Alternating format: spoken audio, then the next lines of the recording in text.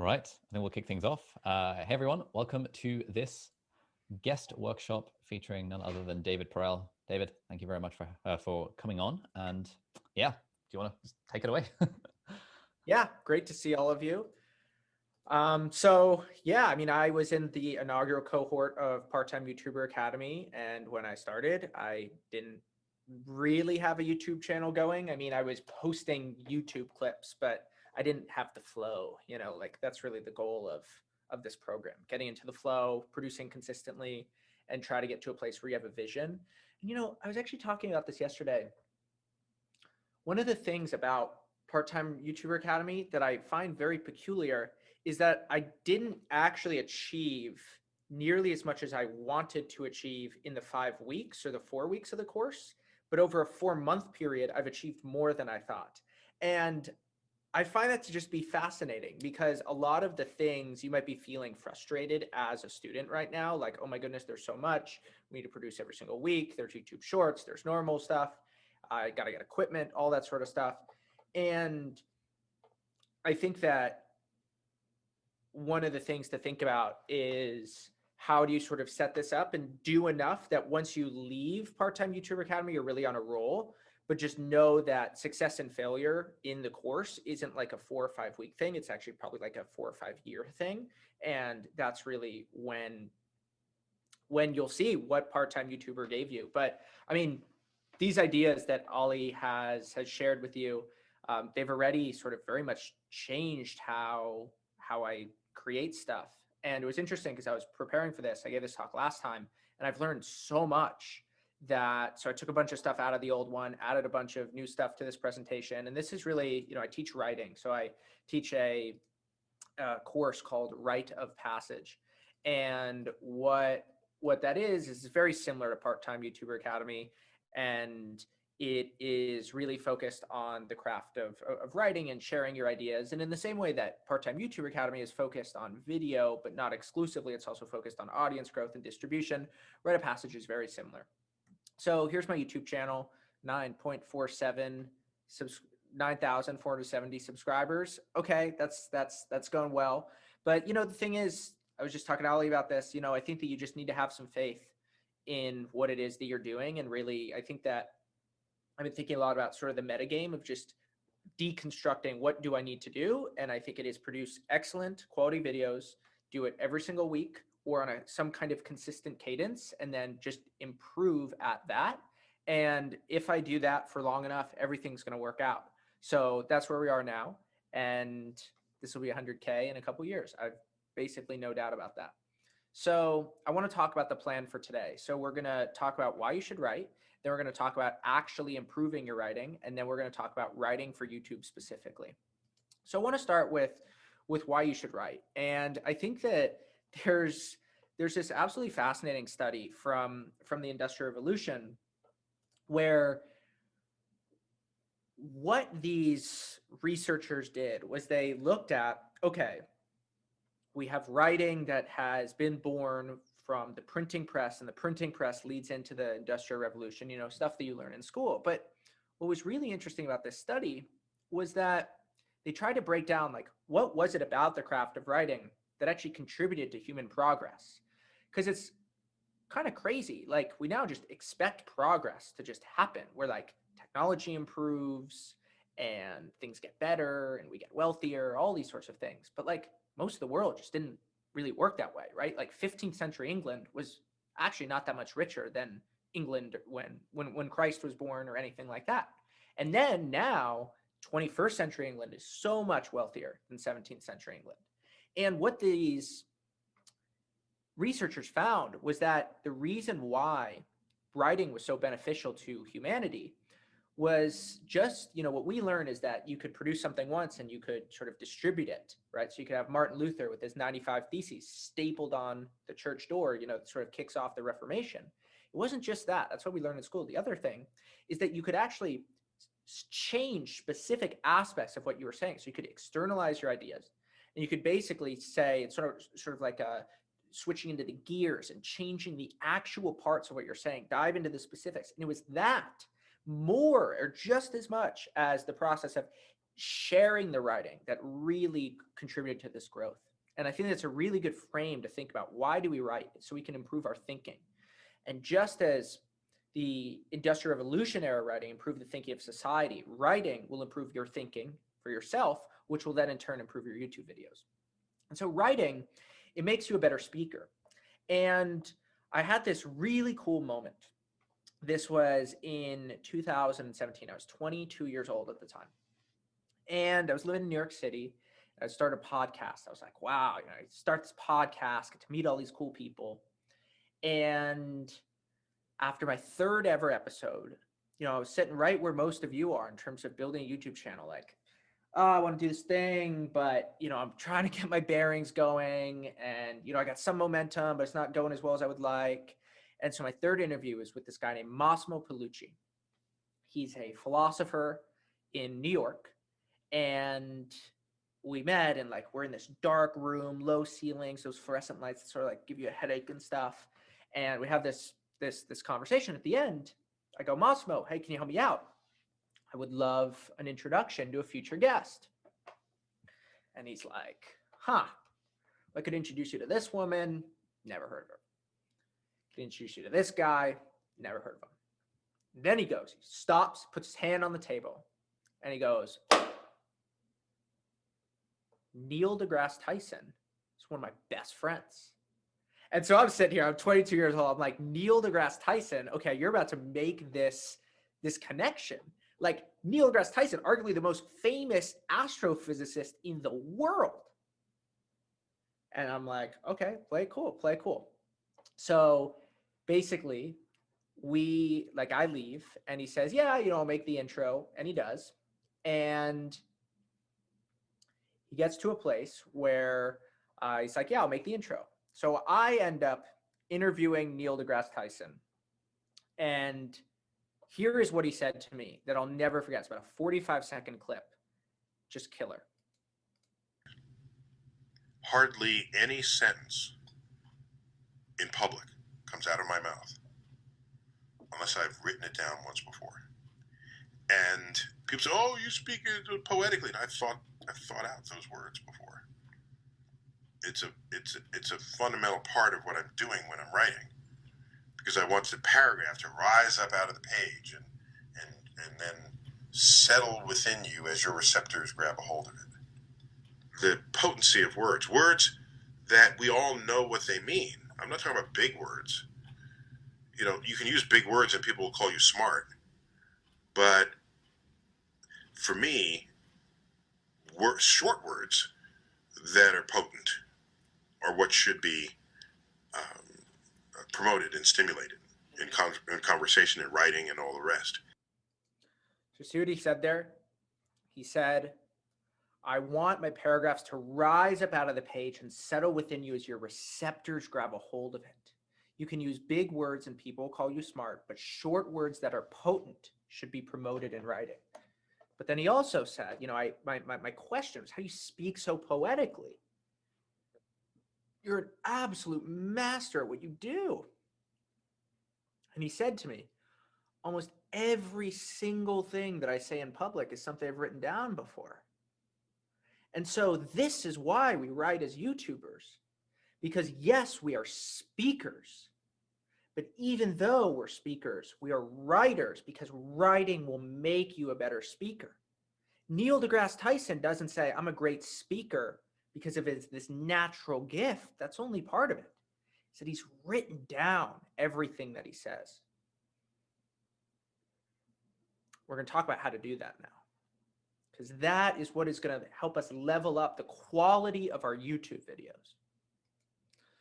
So when it comes to writing, when it comes to the actual specifics, there's three things that I think that we can look for.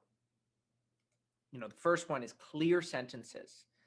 And what we want to do in terms of writing clear sentences is CLEAR is an acronym. It stands for create a rhythm, link your sentences, eliminate confusion, add colorful details, and remove unnecessary words. If you can write a script and you can do these 5 things, it's going to be much better than what you had before, what you would do otherwise. And so what I want to do is I want to go through each one of these and actually show you what they mean. First, we'll start with creating a rhythm. What you want to do is you want to vary your sentence length. So the way that we actually speak, what happens is we use short words and long sentences, short sentences. We'll go on a rant over here that will be a bit more calm, deliberate, pausing over here. There's a rhythm to good speech. There's a rhythm to language. And so this is the sort of thing that this sort of sentence that you would want to write that really doesn't flow well. Innovative manufacturing engineering techniques accelerate production capacities inestimably. It's all these words are the same length. It sort of almost hurts your eyes to read that, right? Whereas if you compare that with this, like I got to the bed and hit the lamp to turn off the light and go to sleep for the night, it's just shorter words. The words are more varied. And I'm not going to say this is like a sentence out of Shakespeare because it's not. It's just something I wrote down really fast, but it's definitely a hell of a lot better than this one. This one hurts your brain because it's a bunch of long words together. And it's the same thing. This is why we want to create a rhythm when we speak, when we write. But the thing is, we don't just want to write words. We want to write music. And how our speech sounds as YouTubers is actually as important as the content of the message that we're sharing.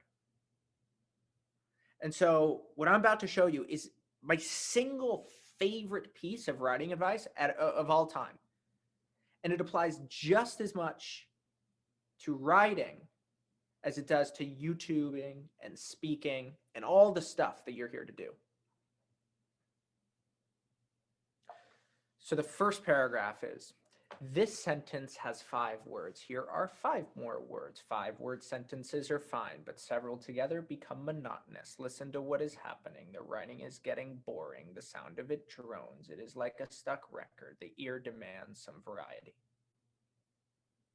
Now listen. I vary the sentence length and create music. Music, the music sings. It had a pleasant rhythm, a lilt, a harmony. I use short sentences. I use sentences of medium length. And sometimes when I'm certain the reader is rested, I will engage him with the sentence of considerable length, a sentence that burns with energy and builds with all the impetus of a crescendo. The roll of the drums, the crash of the cymbals, sounds that say, listen to this. It is important.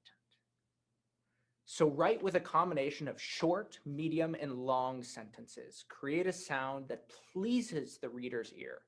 Don't just write words, write music. So that's where we want to begin as YouTubers in terms of captivating our audiences. We don't just want to write words. We don't just want to speak words. We want to create music. And the sound, the flow, the rhythm, the harmony of what we're saying is every bit as important as the actual content of what is being said. So then once we have that, we want to begin to link our sentences. This is very simple, sort of 3-step checklist for you. Sentences should connect to the main idea of your paragraph or the main idea of whatever it is that you're saying. They should follow from the previous sentence. They should flow into the following sentence. And all you're doing is you're sort of creating a transition. You're going from one spot to the other. You're jumping over in a way that's fun and seamless and easy for the listener. And so often what you need to do is just make little transitions so that things aren't so blocky and fragmented. So if you take a sentence that I actually wrote, small paragraph that I actually wrote, it says, academia rewards people who use big words and write complicated sentences. The real world is the opposite. Use short sentences and avoid putting multiple ideas in one sentence. Well, I think that this is decent writing, but it doesn't have that sort of connection like this. It doesn't sort of do a good job of taking the reader from sentence A to sentence B to sentence C. And so what I do is I basically add like little chains between the sentences.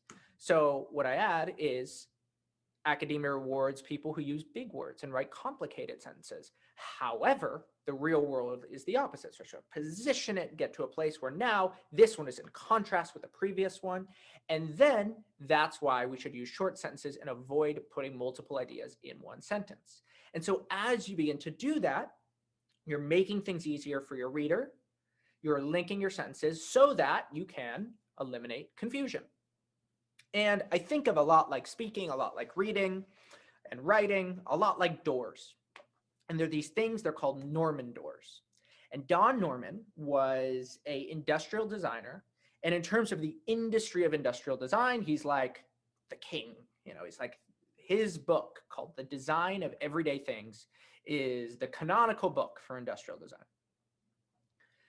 And if you look at this door, this is what bad writing is like. Okay, look at the handles. What do the handles tell you to do? They tell you to pull, but the sign tells you to push. So if you walk up to this door, you're probably not going to read push, especially if you're on your phone or something. You're going to look at those handles, you're going to go, and the door is not going to open. And it's going to be really awkward. And the way that this door is designed is in a way that just creates writing friction, or creates friction for the person who's going into this door. Same thing here. And we do the same thing in our writing when things aren't clear, when we don't write clear sentences, when we don't link idea A to idea B to idea C, when we're watching a YouTube video and somebody's deep down a rant, you're like, what? What does this have to do with that general point? And so what we should think about is like, as we actually edit our writing, how do we remember what it's like to look through doors? And the equivalent is with doors, if on the left you have that sort of flat metallic slab, that's when you push. If you have a handle, you pull. If you have a knob, you turn it. These are things that are all very intuitive to us that we've probably never even thought about, and all of us know this. Writing, YouTube, speaking has these same sorts of conventions. And so when it comes to actually creating YouTube videos and actually writing scripts, there's really two ways to do them. And what I would recommend is you could basically sit down, and option A is to go from, you know, almost like a printer, right? Like how does something print when it comes out of a printer? It sort of goes like this on the top. It sort of prints out 10 to 20% up top. Then it prints out 50% on the bottom. Then 100% is all there. It's all super clear, high resolution. And I think a lot of people try to write scripts like this, and the problem is, or write at all like this. And the problem is you then end up getting stuck. You sort of write your first paragraph, and then that first paragraph needs to be amazing. You write your second paragraph, that second paragraph needs to be amazing. And don't write like this. This is the temptation to write. What's better to do is get everything out on a script, write the whole thing. It's okay if it's a little bit blurry. And then what you can do is you can actually clarify it either by speaking over your script when you're actually recording your YouTube video, or what you can do is then you can go through different versions and drafts of your script. And you start off, you have the whole story there. And even if it's a little blurry, your word choice isn't perfect.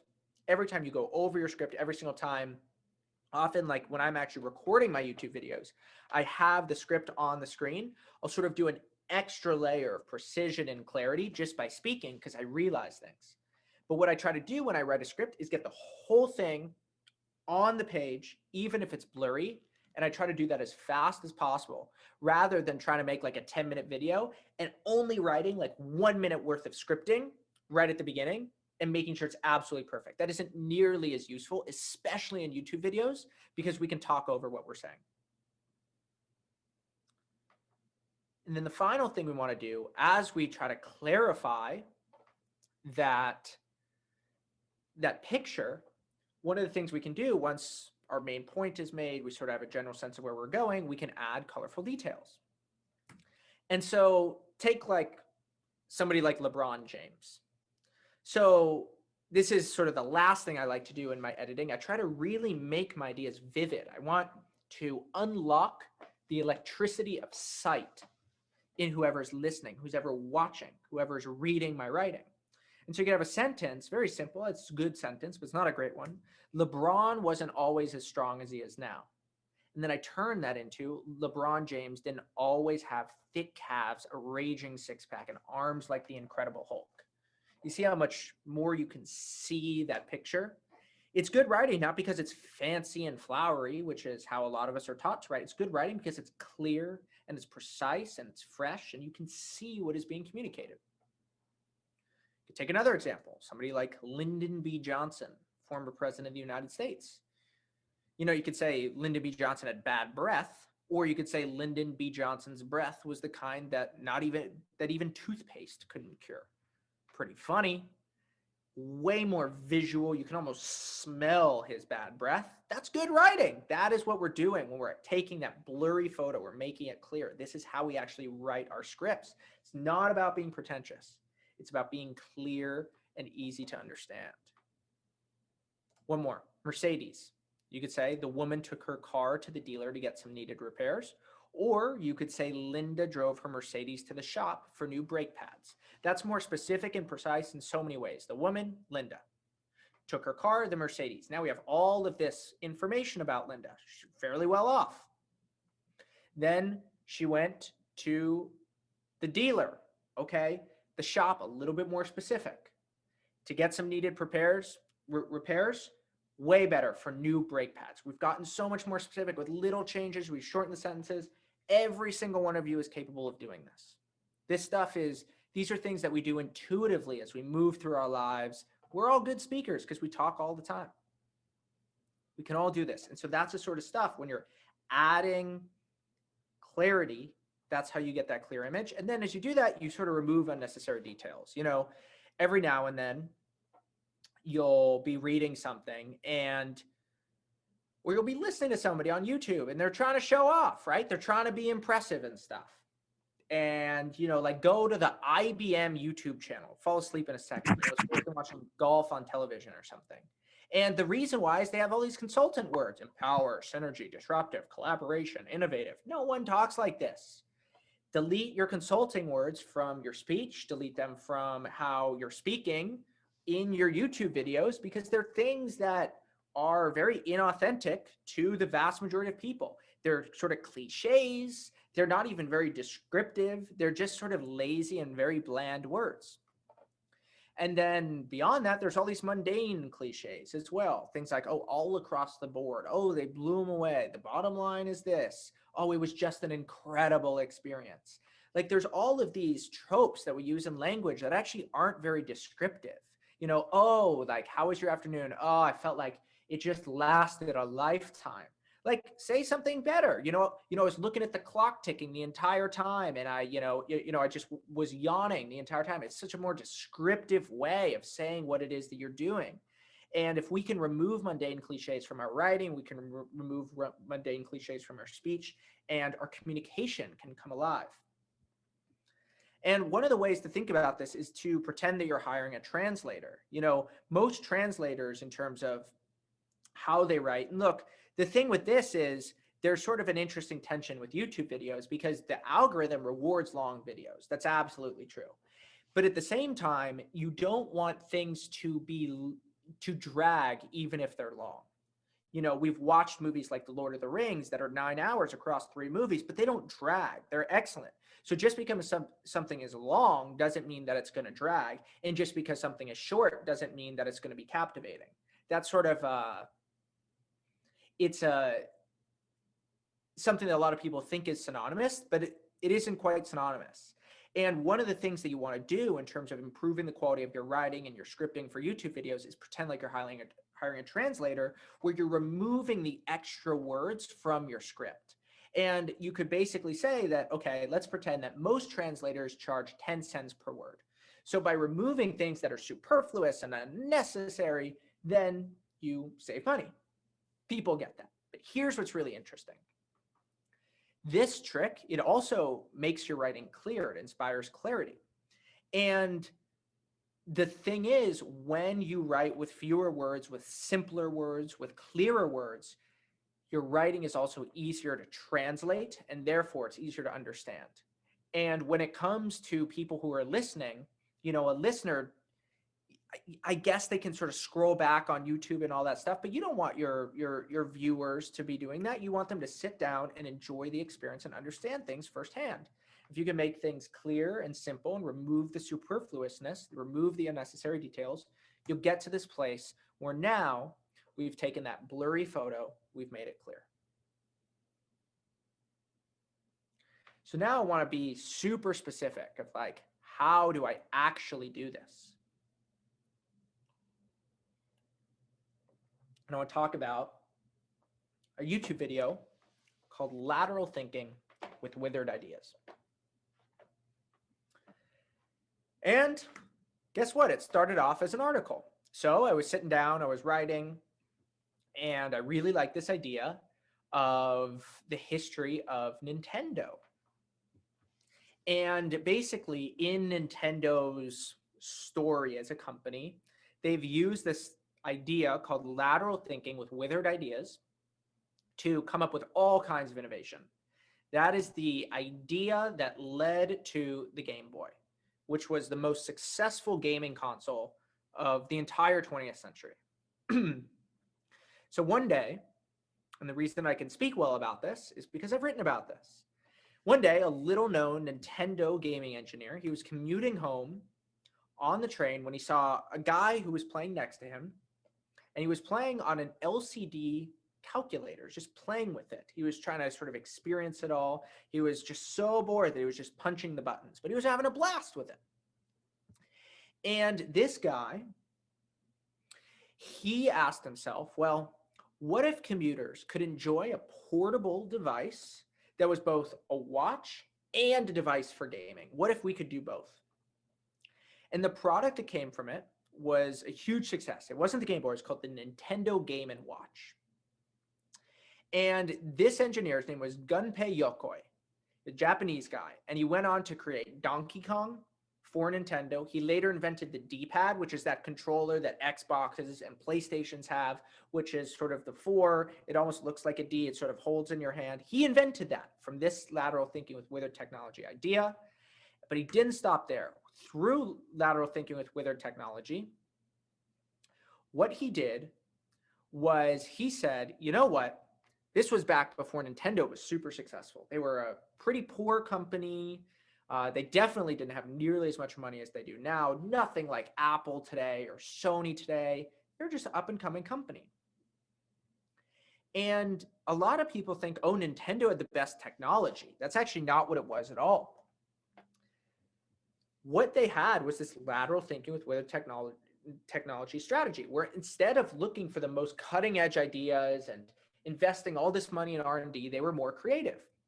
And what this guy, Gunpei Yokoi, saw was that as long as the gameplay was really good, people actually didn't care that much about the technical details. And people would play it for hours. It used these AA batteries that you could basically buy at whatever your local convenience store is. Super simple. And the Game Boy today, because of this technology, not because it was the most advanced, but because it just used simple, older pieces of technology, sold 118 million units, make it the most successful gaming console of all time. And as a writer, when you're looking for ideas, you can remember this idea of lateral thinking with withered technology. You know, what we do so often, we're trying to write scripts and stuff. We're like, oh, I need to research. I need to go find the latest thing on this, the latest thing on that, all these sorts of things. And we're always trying to find stories, find ideas, find anything that just we feel like hasn't been told, the things that need to be said that haven't been said yet. And it turns out a lot of the best technologies in history have followed this lateral thinking with withered technology idea, where the Dyson vacuum cleaner actually goes back to the way that sawmills use cyclone force to eject sawdust. Henry Ford borrowed from 2 industries to design his famous assembly line, which was basically the pinnacle of the Industrial Revolution. He studied the watch industry to learn about interchangeable parts, and he studied the canning industry to learn about continuous flow manufacturing. And then even Bitcoin, which is all the rage right now, came from cryptography advancements in the 1970s, digital cash research in the 1980s, the cypherpunk philosophy in the 1990s, digital cash experiments from the 2000s, and only after all that did Satoshi Nakamoto write the Bitcoin white paper. And so what we can actually do as YouTubers when it comes to finding ideas, we can remember this lateral thinking for withered ideas idea. Because we don't actually have to go out and go chase the new scientific study, the new thing, the hot new that, the trendy new this. We don't have to do that. That's exhausting. It's overwhelming. It's going to get you to a place where you're just like, I have so many things to produce. I just need to do more. We don't need to do that. We can actually step back And like Henry Ford, look back at history and say, what can we learn from the equivalent of the watch industry? What can we learn from the canning industry? Maybe what can we learn from personal experiences that we've sort of forgotten about? And I love this term, lateral thinking with withered ideas. So we want to make connections, sort of move laterally, make connections that haven't been made with withered ideas, old, underestimated, things that people think are bland. And that was the key to the Game Boy's success. Not that it was the most advanced and cutting edge, but that it was working with AA batteries, cheap technology that was readily available, and said, ha, I can think laterally here and come up with the most successful gaming console of all time. So when it comes to actually writing for YouTube, I want to talk about some of the things that I think about. The first is what I call the Raymond Chandler rule. So Raymond Chandler was a novelist, and what he did was he used to write on these little index cards. They sort of look like this. And he would put them into his typewriter, and he had a rule that something you had to happen on every single index card. It was his only rule. And I really like that rule because I think that there's a heuristic that we can use in our YouTube videos that comedians use all the time. You know, if I was a comedian, I would say every 60 to 120 seconds, we got to have a laugh. Likewise, in YouTube videos, I say every single 120 seconds, 60 seconds, 120 seconds, every single section at the very least needs to have an insight. And so just like comedy, you know, if you go, I went to go see Dave Chappelle perform live a couple weeks ago. And what I learned was watching Chappelle, he had this overall arc. He had his main point that he was trying to make in his stand-up set. But every 2 to 4 minutes, all the time, he had all these mini stories. These times he'd bring out jokes. There's times where he'd say, wow, I didn't realize that. And so as you actually script out your YouTube videos, try to make sure that every, say, 300 words, 250 words, you actually create a laugh, a joy, an epiphany for your viewer, and sort of nest that within the general picture of what it is that you're saying. Next thing to focus on is you want to take people from the left brain to the right brain. So the right brain is sort of being analytical. It's really numbers focused, all these sorts of things. But, you know, if you just say, hey, you know what?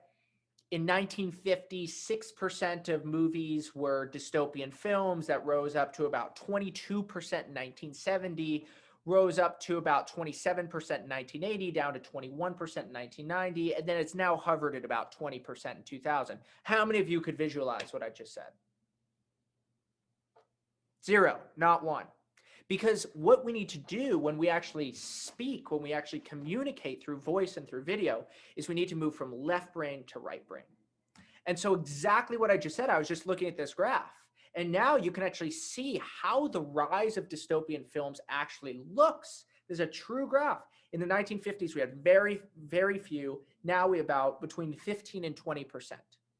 And so now what I just said that was super confusing has now become extremely clear because we've moved from the left brain to the right brain. We're actually showing people things. We're kind of getting away from numbers into graphs, things, charts that people can really see clearly.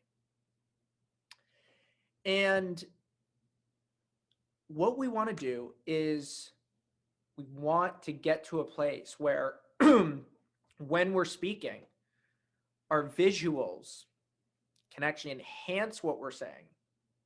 And where we're always thinking about how is the viewer, how is the listener of our YouTube videos, how are they going to interpret this? And so one of the things that I always ask here, and this is the benefit of YouTube, is I always ask, what can't text express? And I want to show you an example from one of my recent videos. It's about Pablo Picasso. And I wanted to say, okay, well, humans and great artists are always borrowing the ideas from others. There's artists who are influencing each other. And there's always these movements of people who are helping each other out. They're thinking together.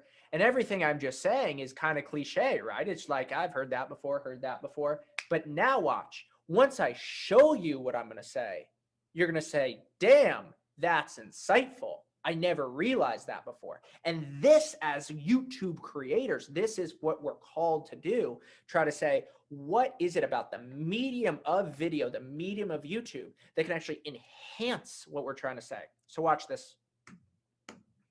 Here's Pablo Picasso, the founding father of Cubism. And the last thing you'd call him is unoriginal. But early in his career, Picasso was a little bit of a copycat, and he was heavily influenced by artistic styles called realism and naturalism. When he started painting in the late 1800s, Picasso was obviously onto something as an artist, because he became one of the most prolific painters and very much defined his own artistic style. But today I'm going to be showing you why imitating, then innovating, is, like Picasso, the best way to get started as a creator. Let's take a look at these paintings. So the first is called Self-Portrait from 1896. The second, Science and Charity from 1897. And the third, a 1917 portrait of Olga in an armchair. Now guess which ones were made by Picasso? The answer is all of them. And contrast that with this. Picasso obviously also made these paintings, right? Nope. All of these were made by other painters who have since emulated Picasso's style. None of these paintings were made by him. So that's what we're doing as YouTubers. I just said everything leading up to that video is filled with cliches. And now you watch it, you're like, oh my goodness, that's so cool. The ideas just came alive. And so as creators, as artists, we're trying to say, how can we use sound and sight to make our ideas come alive? And there's a basketball player, his name is Jason Tatum. I found this story fascinating. It's a Wall Street Journal article. It was called, "Why Are the Best NBA Players Getting Better Younger?" And what you realize is that humans are these imitative machines. Actually, in the time of Shakespeare, we've always known this. The word ape meant both primate and imitate. And so actually in the etymology of human and really primate, what you have is that humans are imitative creatures. We've known this for years. And imitation is actually linked to kinds of intelligence that are entirely unique to humans. And so what I always think about is, if we're doing an educational channel or something on YouTube, how do we take advantage of that imitation? So when it comes to Jason Tatum, you know, they looked at him, he's like 21 years old, and his coach said, you know, what is going on? How is he so good? The assistant coach asked. And Danny Ainge, who's the head coach of the Boston Celtics, said, you know what? He's really good and looks like he has a decade of experience playing professional basketball, even though he's only been in the NBA for 6 months, because he actually has had a decade of experience in that he's been watching YouTube videos. He used to watch the slow motions to study Kobe Bryant's footwork. He used to study his shot fake. He used to study how he actually moved in the court. He'd slow-mo the videos. And so the thing is, as YouTubers, what we can do is we can actually tap into a whole new kind of entertainment, a whole new kind of education, sort of like the video I just showed you, where you're actually showing things that sort of fall flat when somebody just writes about them, when someone just speaks about them. But then you add in music, you add in dialogue. This is where good writing comes in. You fuse all of that together and you actually can have something profound.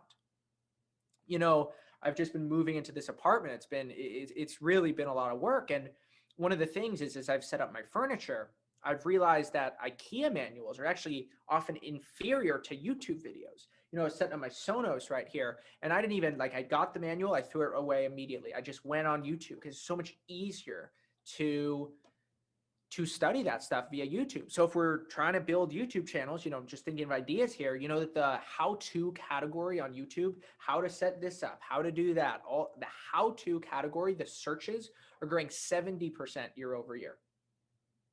And so there's a whole explosion in humanity right now with tacit knowledge, with ideas just like Jason Tatum, where he didn't learn how to play basketball at an incredible level because he was reading books. It was by watching YouTube videos and this whole new kind of tacit learning. And so one of the things I always think about is sort of an example from my YouTube videos I love to borrow from movies. And the reason why I bring movies into my YouTube videos is because I know that if I'm on YouTube with proper citations, you'll see them in the bottom right corner. What I can actually do is I can show what I'm saying as much as tell people what I'm saying. And just like what we saw earlier with the way that ideas come to life, watch this. So what I'm doing here in the video I'm about to share with you is I'm talking about how famous creators, people who've been enormously successful, have built upon the work of others. They've learned from other people, and you're hearing that, okay, cool, heard that. Watch the video now. I'm going to make this whole idea come to life. Monty Python fame, who copied jokes that he heard on the radio just so that he could recite them to his friends at school all day. But my favorite story comes from Quentin Tarantino, who's notorious for copying films that he likes. And then what he'll do is he'll sketch similar shots into his own movies. And these visual references to other movies have become one of Tarantino's trademarks. I'm sorry. I couldn't resist. And paradoxically, it's because of that copying that Tarantino has a more unique style than just about any film director in the world. And it's from Tarantino that we learned that the road to originality is paved with the inspiration of others. So that's what I wanted to share with all of you. And I hope that because of this, you see how when you write, you can bring your script together with what's on the screen, and that through writing, you have a chance to have that blurry photo to make it come alive so that people who are watching your videos can see ideas, can learn in ways that have never been possible before. David, thank you so much. This has been absolutely wonderful. If you got some time, we'd love to do some Q's and A's, if that's right with you. Yeah, absolutely. Fantastic. I'm going to steal the first one, and I want to ask you, what does your team look like behind the scenes now? Because you've got like an insane level of editing on these videos. So what does that look like? Yeah, thank you. So, I mean, we really, here, let me just show you what it looks like. So this is a great example, right? Of I could show you rather than telling you, and we'll make it a lot better. So Michael is my producer. And so what we do, this is for an article or a video that's coming out called Get Wonky. And we built it around the ideas of Christopher Nolan. And look, like the very first sentence is me thinking about, okay, let's talk about the viewer. What are they going to be experiencing? And we're going to bring in the hit song from Inception. And it is, what do you feel when you hear this song? We then have cues. This is Johnson, who works with me on script writing. He's a 20-year-old who lives in Australia outside of Sydney, who I just found randomly on Twitter. And after 3 tweets, brought him on to be my writer. And as you can see, they're sort of working through here, trying to figure out what exactly we need to do. But what we're doing is we're diving into Inception. And the reason why I like talking about movies, the reason why I like talking about music, TV shows, is because I can actually show something on the screen. And this was one of the very first things we realized, was that we didn't want to use stock footage. And so we actually had to write for the screen. So we had to say, okay, when we actually write things, how do we write things that could have a really good equivalent when they're shown? And I'm just looking at this right now, right? So I could say, we're talking about Christopher Nolan and his movies are wild, right? But look at this, right? So we have like this sentence is really where these ideas come to life, right? I could say that his movies are complicated and they're crazy. Or I could do what we did here, which is his work is like an Escher drawing in the form of a movie. And then what we can do is we can pop into Escher and we could show an Escher drawing. And now, like, look at this. How much more descriptive and visual is this whole Escher drawing that, that is being shown? But now, in terms of the actual editing, so we have 2 editors who switch off every single week. We have a producer, We meet once a week on Monday. I see Joe Gannon is here. Joe takes a lot of our clips. Yeah, there's that smile. Hey, man. Joe takes clips that that I just sort of speak, and he can turn them into different forms of content. And so, yeah, there is quite the team behind these. But I also think that, like, I made also when I was getting started, I sort of was a failed YouTuber about 5 years ago. I made 114 videos in 114 days. And I did that all sort of by myself. And I think that what I would say is, there's a lot of different phases in a YouTuber's journey. And just because I'm so limited on time, I really have to hire the team. But that is the team that's behind me. It's about 6 of us. Wow, that's very cool. Cool, thank you. And if anyone has any questions, feel free to stick your hand up in the thing and we will call on you.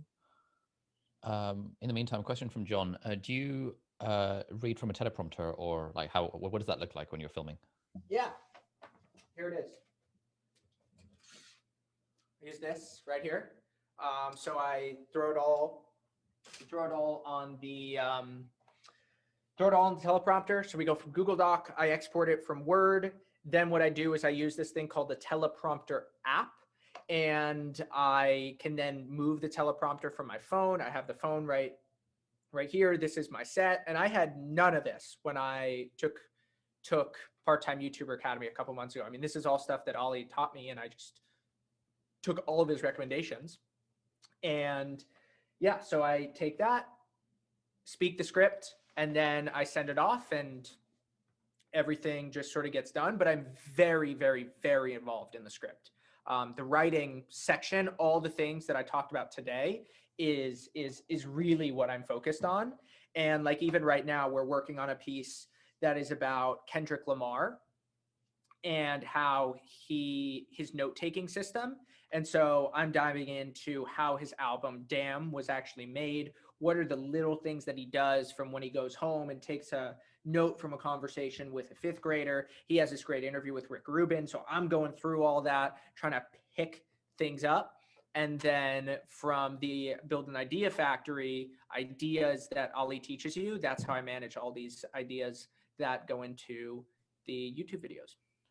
Nice. I wonder if you can just share like a ballpark figure of what it costs to hire editors that are that standard, because your editors are very, very good.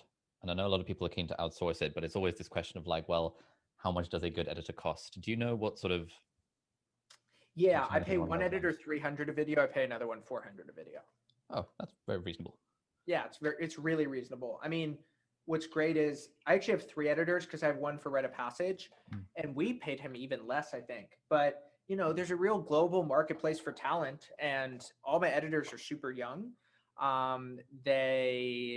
So they just love doing this.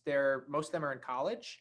I wanted young people because they would understand this stuff more. And I'm just like, I reached out to them like, what do you want to get paid? And they said, and I did no negotiation, and that's what they asked for. So, but I've no editors in America.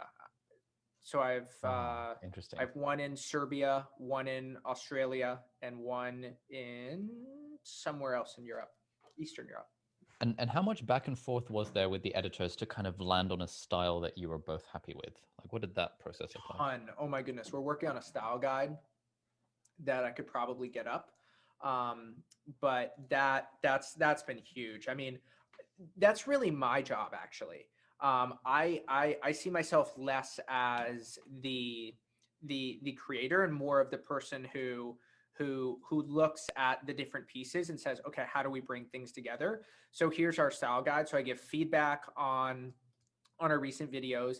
Then I have the overall vibe. So I want things to be intelligent, sophisticated, ethereal, fun, gorgeous, energetic, learning, and beauty, sort of as 2 themes, and then evergreen.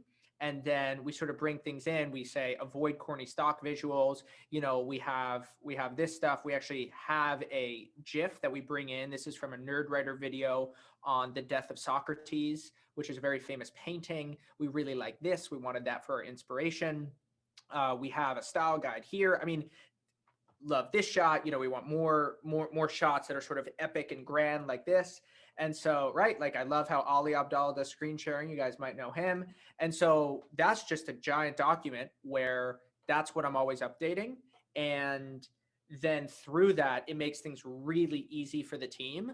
And one thing that I believe very strongly as a creator, and Joe will know this. I mean, when I started working with Joe, we had like the coolest first meeting because Joe and I met. I think we spoke for 19 minutes, and I was so clear on exactly what I wanted for my team.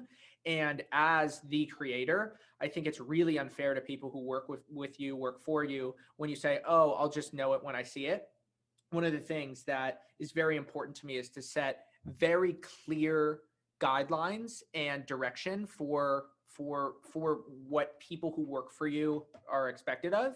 And I just put everything in writing, get it into the style guide, and then the team and the whole system can sort of operate without me as the bottleneck, which is what you will talk about towards the end of Part-Time YouTuber Academy. That is very, very cool. Question from Adam. Am I doing this right? Yeah, this is fantastic. This is so Cool. good. Okay. Yeah, it's so interesting that you say that, because this is literally the biggest mistake people make with outsourcing editing, is not putting in the time and the effort to say what you want and then give tons and tons of feedback along the way. And people kind of expect that, oh, I hire someone for $3 an hour from the Philippines and I just expect them to get it. And when they don't like on the first try, oh, I shouldn't have outsourced editing. There's no point. I'll just spend 8 hours a week editing my own videos. And that's kind of the thing that I want to try and get people out of. Bingo. Question from Adam. Any advice for when your channel might have content that's predominantly as dry as a camel's crack? He is a Salesforce, IT, CRM, tutorials, and advice channel. Dude, I have no sympathy for you whatsoever. I teach writing. I make it entertaining. You can make it entertaining. Absolutely. And that is what we do as YouTube. That is the creative stuff. I mean, if there's really a reason why it needs to be dry, fine. But I have no sympathy. I think that it is your responsibility as a creator to make it come to life. And that's what the craft is all about. Nice one. A question from Lucas. How can I improve my writing on a daily basis? Write every day. Nice. A question from John. Where did you find your editors? My producer found them. But if I would be shocked if there weren't people in PTYA who could help you. You could hire editors with other people from Part-Time YouTuber Academy. What I would say is there's job boards. There's people in this course right now who will help you find them, and that's where I'd focus. Nice. How long does it take you to write your video scripts? A while. But the thing is, my writer, Johnson, he goes in, takes the ideas that I've actually started with. Then what he does is he sends me a list of questions. I respond with an otter, which is basically a transcribed voice note, or I'll do a Loom video, 5-10 minutes. Then he'll bring everything into that script. And then I take, yes, I repurpose articles for video scripts, do tons of rewording, but that's basically where we start. So I come in for 3 sections, which is general idea, always my idea. Hey, we need some clarification. David, help us out. I'm there for you. And then the final is, we have this script. Now let's turn it into my voice. Let's add some color. Let's improve the writing. I'm there. Then the things in the middle, I have the team working on. Amazing. And how many things do you have in your pipeline at a given time? I'd say we have 3. We have one, I'll just tell you right now, we have one that's being edited, one that's being waited, one that's in the pipeline where I now need to record, and then another where we're finishing the draft. Perfect. Sarah asks, when is your next cohort for Rite of Passage? August. I would love to have you, Sarah.